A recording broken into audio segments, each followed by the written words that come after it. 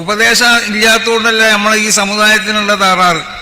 നമ്മുടെ സമുദായത്തിൽ ഉപദേശങ്ങളും വയലുകളൊക്കെ ഇഷ്ടമായി നടക്കുന്നുണ്ട്. പക്ഷെ ഏറ്റവും അധികം തമ്മാത്തരം ചെയ്യണത് നമ്മളെ കുട്ടികളാണ്. എന്താ കാരണം? ഇവനിൽ ഈ ഇൽമ് ഫലിക്കണില്ല. കാരണം പറഞ്ഞു കൊടുക്കണവൻ അതിന് അർഹത ഉള്ളവനല്ല. ഈ ഇൽമിനെ സ്വീകരിക്കാനുള്ളതായ ഗുണം അവനിലില്ല. കാരണം അവന്റെ ഭക്ഷണത്തിലും മറ്റൊക്കെ ഹറാമ് കലർന്നുപോയി. ഇന്ന് ആരെ ഭക്ഷണം പരിശോധിച്ച് നോക്കിയാലും അവന്റെ ഭക്ഷണത്തിൽ എന്തെങ്കിലും തിന്നാൻ മതി എന്നാണല്ലോ. എങ്ങനെയും തിന്നാൻ മതി എന്നാണ്, വയറ് അറിഞ്ഞാൽ മതി എന്നുള്ളത്.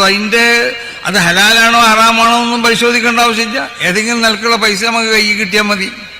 അതിന്റെ ഹറാമിലേക്ക് നമ്മൾ നോക്കണില്ല. അപ്പോൾ ആ നിലക്ക് ഭക്ഷിക്കുന്നവന്റെ ഹൃദയത്തിലേക്ക് ഈമാൻ, അതിന്റെ യഥാർത്ഥ സ്വഭാവത്തിൽ ഈമാൻ കയറി വരില്ല, ഇൽമും വരില്ല.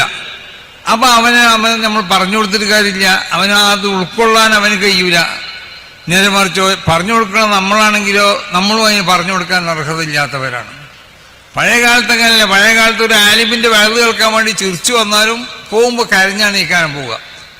ഇന്ന് അങ്ങനല്ല. ഇന്ന് കരഞ്ഞു വന്നാലും ഉസ്താദിന്റെ വയറ് കേട്ടാൽ ചിരിച്ചു പോകും. ഞാൻ ഒരുത്തനോട് ചോദിച്ചു, വിജയിക്കാൻ നമ്മളോടുള്ള ചെറുക്ക ഭഗവാൻ എന്നും ഒരു വയറ് കേൾക്കാൻ പോകുന്നുണ്ട് ഒരാളെ. അപ്പോൾ ഞാൻ ചോദിച്ചു, ആ വയറ് കേൾക്കാൻ പോയിട്ട് എന്തിയപ്പോൾ എനിക്ക് കിട്ടിയെന്ന് വെച്ച്. അവനോട് പറഞ്ഞു ഒന്നും കിട്ടണില്ല. ആ സമയം വരുമ്പോൾ എനിക്കൊരു ആവേശം എന്തിനെന്ന് വെച്ച് ആ ശബ്ദവും ആ പാട്ടും ഒക്കെ ഒന്ന് കേൾക്കാൻ വേണ്ടിയിട്ട്.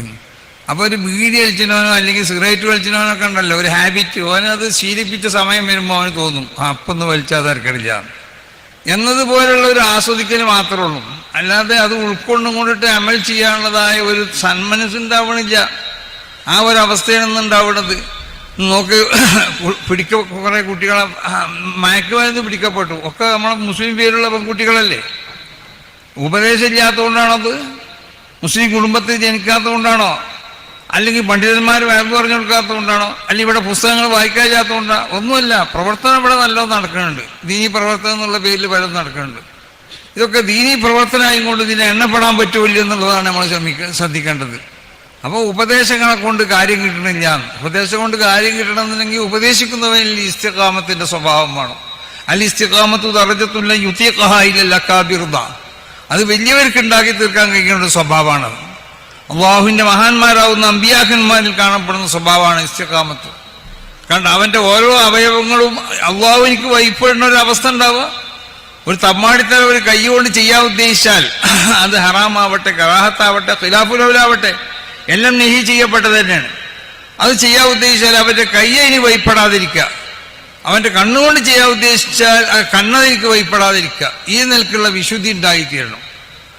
അത് പൂർണ്ണമായി ഉണ്ടാക്കി തീർക്കാൻ നമുക്ക് സാധാരണക്കാർക്ക് സാധ്യമല്ല. അതാണ് ഇസ്തഖീമു വലം തുതീഖു. ഇസ്തിഖാമത്ത് നിങ്ങൾ ഉണ്ടാക്കണം, പക്ഷെ വലം തുതീഖു നിങ്ങൾക്ക് അതിന് സാധ്യമല്ല. സാധ്യമല്ല എന്ന് പറഞ്ഞാൽ ഉണ്ടാക്കണ്ടെന്നല്ല, കഴിയണമായിരിക്കും ഉണ്ടാക്കണം. സാധ്യമല്ല ഇവനെ ഉണ്ടാക്കാൻ പറയോ? ഇസ്തഖീമു എന്ന് പറയാം, പിന്നെ വലം തുതീഖു എന്ന് പറയാം. അതിന്റെ അർത്ഥം എന്താ? കഴിയണമായി ഇസ്തിഖാമത്തിന് ഉണ്ടാക്കാൻ വേണ്ടി ശ്രമിക്കണം.